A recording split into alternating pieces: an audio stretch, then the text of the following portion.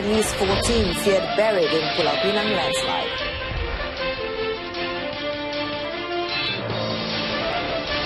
Enhanced mastery of Bahasa Melayu in SJKC.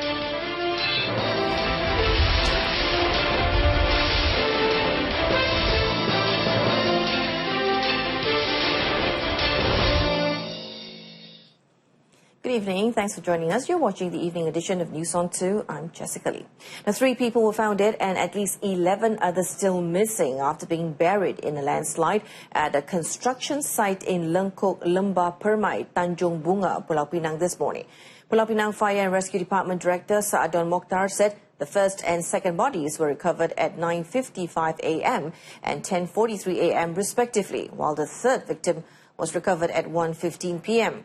2 of the 3 victims, 2 were identified as Indonesians. Saadon said all the bodies have been sent to the Pulau Pinang hospital for post-mortem. 14 workers were at the Tanjung Bunga construction site when thousands of tons of laterite earth slid down from a cut slope about 10 meters high. Saadon said the construction site's gradient of 30 meters is believed to be the cause of the incident. He added that they were now combing the area, measuring 1,600 square feet for the other victims. The State City Council had issued a stop work order on the construction site until the search and rescue is complete.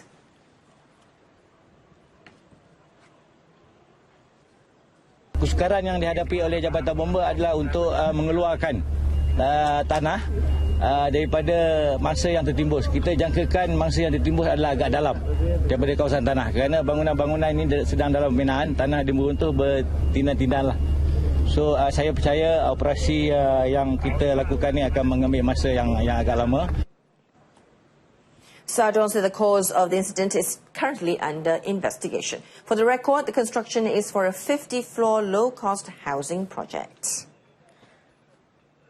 A Kuala Lumpur-bound Malaysia Airlines flight yesterday returned to London Heathrow Airport due to a problem with the water supply system on board. Now, according to a statement issued by the national carrier, flight MH1 made the U-turn after an hour into the approximately 12-hour journey to Kuala Lumpur. However, the engineers were able to rectify the problem as soon as the Airbus A380 landed at Heathrow.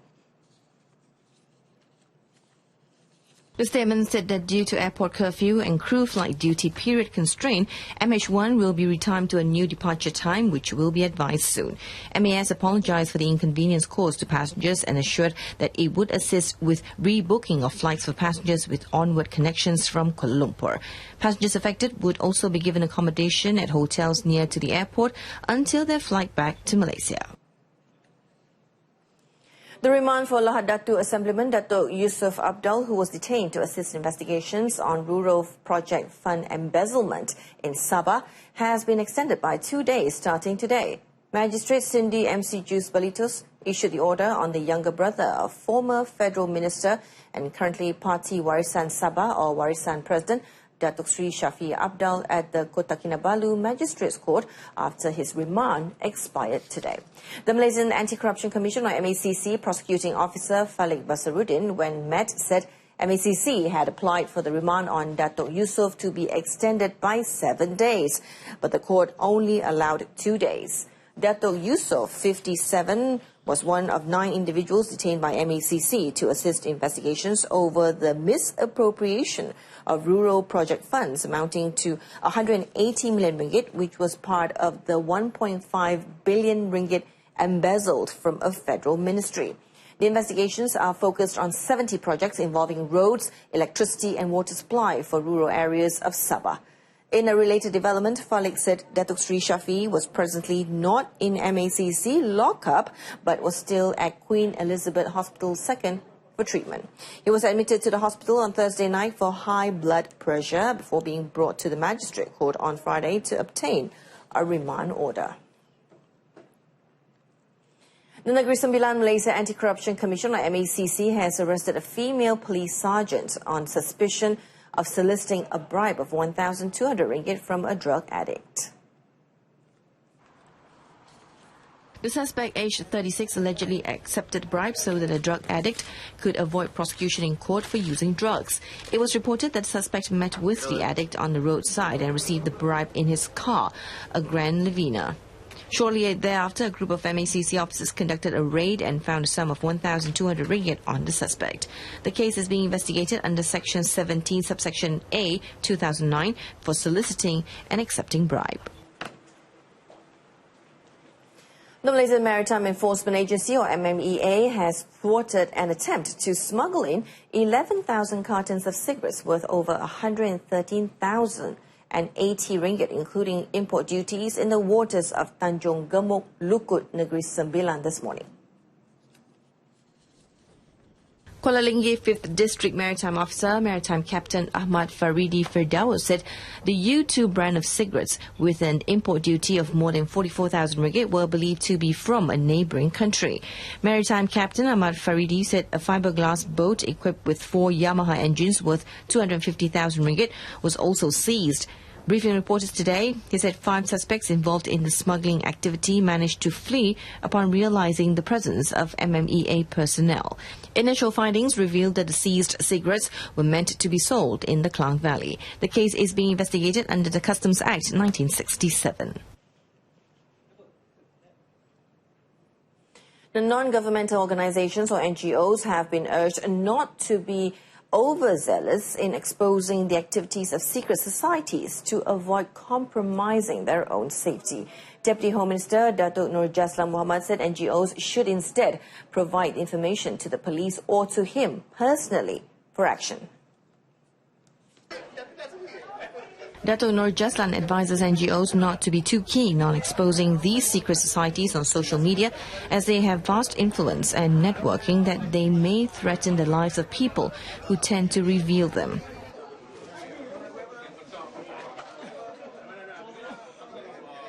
Soal kegiatan kongsi gelap ni memang sentiasa ada di mana-mana negara pun.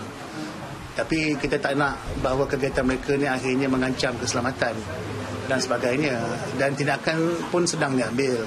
Ya, SPRM, ya, pihak polis sendiri sedang mengambil tindakan kepada kumpulan-kumpulan kongsi gelap yang tertentu ni. Cuma bukan mudahlah untuk nak menumpaskan kegiatan kongsi gelap ni, kerana mereka akan sentiasa mencari peluang. He said this while having breakfast with hawkers in Taman Kobena Tampoy in Johor today. He was responding to the allegations made by the Malaysian Muslim Consumers Association, PPIM, that a syndicate was using a 9-dragon system to coordinate illegal gambling and immoral activities in the nation. Datuk Nur Jaslan said police and the Malaysian Anti-Corruption Commission have arrested some members of the secret societies from time to time, and some have been brought to court. Prime Minister Datuk Seri Najib Tun Razak wants the mastery of Bahasa Melayu in the Chinese National Type Schools, or SJKCs, to be enhanced to maintain unity among the people of this country. He said it was important because Bahasa Melayu is a medium of communications capable of promoting unity among the people in the country and should be mastered by all Malaysians regardless of their differences in background, religion and race. It's a good example. More Chinese schools in areas where there is a demand for Chinese schools. But of course, we also like people who study in Chinese schools to take Bahasa Malaysia seriously, because that is our national language. So I want students who go to Chinese schools not only to speak excellent Mandarin, but also good Bahasa. It's important. Because when you speak good Bahasa, we can promote national unity. Because you can communicate with another. So otherwise, kita tak ada medium of communication between us. So that's important. So I'd like to emphasize on this, that when we build more Chinese schools, I hope that Chinese schools and Chinese education will also give that importance to Bahasa. Datuk Seri Najib said this during a dialogue session on T50 Malaysia Chinese Youth Summit 2017 at Wisma Hwa Jong, Serdang, Selangor, which was also attended by MCA President Datuk Seri Liao Tiong Lai.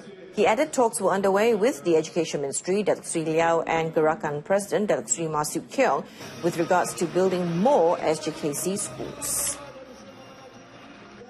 Now, 3 automatic teller machines or ATM, 3 cash deposit machines or CDMs, and a cheque deposit machine belonging to CIMB Bank were destroyed in a fire at Jalan Indika Waterfront, Miri, Sarawak early today. According to Miri Fire and Rescue Department JBPM Chief Lo Po Kyong, the fire at the bank only affected the room where the machines were located. JBPM received a distress call about the incident at 2:28 a.m. The bank machines were 90% burnt, and the incident fortunately did not involve any injuries or casualties. Law added that the total cash in the machines could not be revealed, as it would compromise the bank's confidentiality rule. The cause of the fire has yet to be ascertained, as investigations by the JBPM and police are still ongoing. Coming up in the business segment, rising household debt to be dealt with in Budget 2018. It had always been a concern of the government, the household debt to gross domestic product or GDP ratio, which had contracted to 88.4% this year. Now, he explained that several initiatives had been implemented to ensure it would be well managed. Please look at the good things we have done for the country, the positive things we've done. But if we work together, we can make it even better for Malaysia. Now, Malaysia will go to the next level, to higher, greater heights, if we all work together.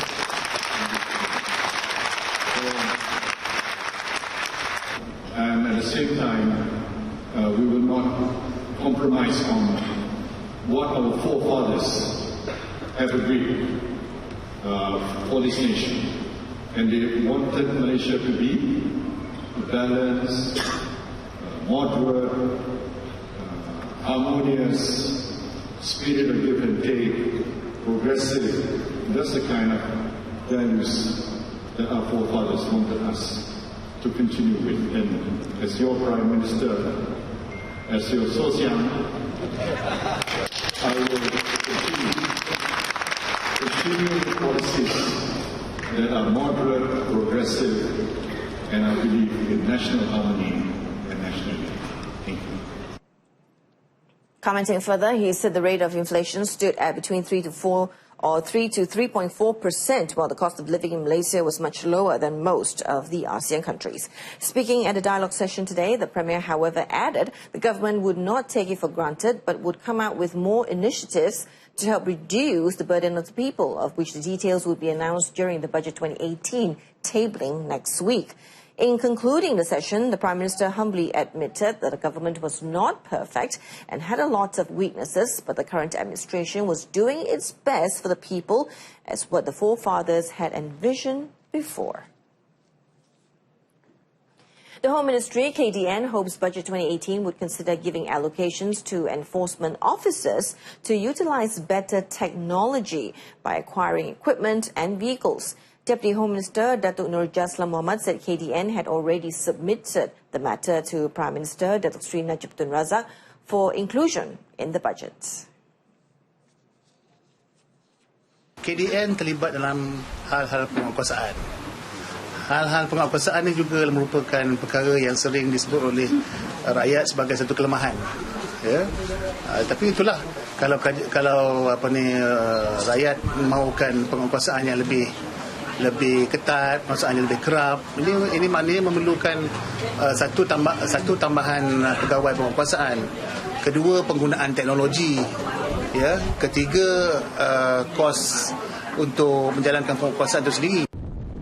Commenting further on other matters, Datuk Nur Jaslan said young families have felt the pressures of high-cost living in the town areas. He said they must put their priority on critical costs such as housing, loan and food, and try to find more source of income. The implementation of Industry 4.0 is vital in strengthening the country's ecosystem and competitiveness in the automotive industry. For that, the Malaysian Automotive Industry, or MAI, hopes the government will provide a special allocation to facilitate its implementation in the 2018 budget.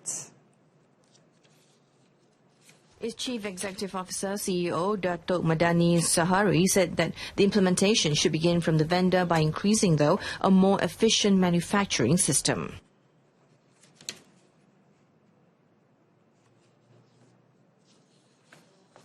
Kita memerlukan kepada tahap otomasi yang tinggi, kita memerlukan kepada connectivity ataupun data transfer daripada proses ke proses, dan juga kita memerlukan kepada mempunyai keupayaan untuk mereka bentuk bukan hanya produk tetapi proses yang baharu ataupun mereka bentukkan proses yang sedia ada dan menjadikan ianya atau menjadikan proses tersebut lebih optimum, lebih bernilai tinggi, lebih produktivitinya dan sebagainya. An efficient manufacturing system is able to increase the volume of high-quality spare parts, thus helping vehicle manufacturers accelerate the manufacturing process of vehicles. In addition, the budget focus should also be directed at encouraging entrepreneurs and industry players to venture into new business fields such as recycling, remodeling and distribution of spare parts. MAI also plans to reduce the dependence of the automotive industry on foreign workers, which now stands at 120,000 people. Pulau Bidong in Terengganu is expected to attract more than 100,000 divers worldwide next year, following one of the island's attraction, the Underwater Gallery, gaining recognition as the first of its kind in Asia. The little deserted island, which was formerly a UNHCR refugee camp post-Vietnam War in the 1970s, has so far this year received visits from 10,000 divers. Now, according to Terengganu Tourism and Culture Department Director Tun Ahmad Faizal Tun Abdul Razak, there were various artificial reefs on display in the Underwater Gallery since it was first built 11 years ago. The artificial reefs included a bus, a lorry, an arch, a turtle and a bicycle. He added that coral conservation projects conducted at nearby islands, such as Pulau Redang, would also help to anchor in more tourists. Akan masukkan dalam kalender of event kita semua program-program yang berkaitan dengan Pulau Bidong ini. Kemudian kita akan pasarkan dia, Pulau Bidong ini, bersama-sama dengan 4 atau 5 produk pelancongan utama lain, iaitu kenyir, stew, dan dia menjadi sebahagian daripada pelancongan Bandaraya Kuala Terengganu. Tun Ahmad Faizal said this after witnessing media practitioners dive into the Underwater Gallery in Pulau Bidong. Now, traders and premises that fail to supply biodegradable plastics to consumers will face stern action by the Malacca state government. State Exco Dato' Ismail Othman warned errant traders that their business license could be immediately revoked by local authorities if they are found to be using polystyrene, which is detrimental to the environment. Dato' Ismail stressed that the state government has given sufficient time to the traders to shift to a more environmentally friendly packaging and will no longer compromise in resolving the issue of refusal to use biodegradable plastic. Kan ini boleh ambil oleh PBT kalau mereka ingkar melakukan apa yang telah diarah oleh kerajaan dan masih pun diberi, PBT boleh mempertindakan tidak menemui lesen lagi, tidak membenarkan mereka berniaga lagi. He added that the people have given positive response to the implementation of biodegradable plastic usage, and local authorities are constantly monitoring business premises to ensure that the use of polystyrene packaging and plastic bags is reduced. He said this today during a state-level National Environment Day event in Sungai Udang, Malacca. On to in our top story, at least 14 feared buried in Pulau Pinang landslide. Join us again 12:30 tomorrow afternoon for more updates. I'm Jessica Lee. Stay tuned to TV2 and good night.